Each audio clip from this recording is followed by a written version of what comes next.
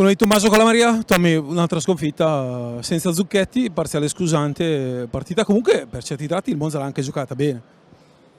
Sì, è che alla lunga senza cambi abbiamo praticamente dovuto giocare anche in una certa maniera e alla fine la paghi anche, perché quando c'è un po' da alzare un po' il ritmo, prendere qualche fallo in più, emblematico è che nel secondo tempo non siamo riusciti neanche a prendere falli, insomma.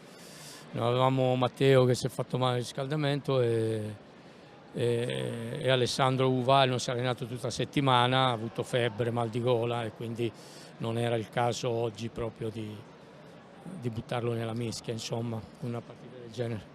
Cambiano un po' gli obiettivi, perché anche questa sera gli avversari hanno fatto punteggio, risultato, insomma, bisogna parlare ancora di salvezza fondamentalmente, Tommaso.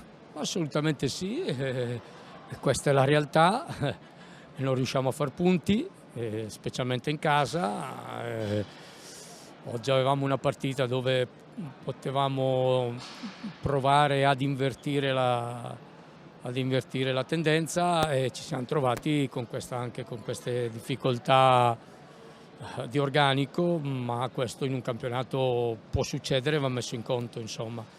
Per cui testa bassa, lavorare e adesso dobbiamo effettivamente anche pensare a come affrontare dal punto di vista psicologico una situazione di classifica che vede un gruppone, vede anche squadre che puoi raggiungere, che però ogni tanto fanno punti a differenza nostra, ma questo è lo sport, le classifiche sono fatte per questo e quindi continuiamo a giocare.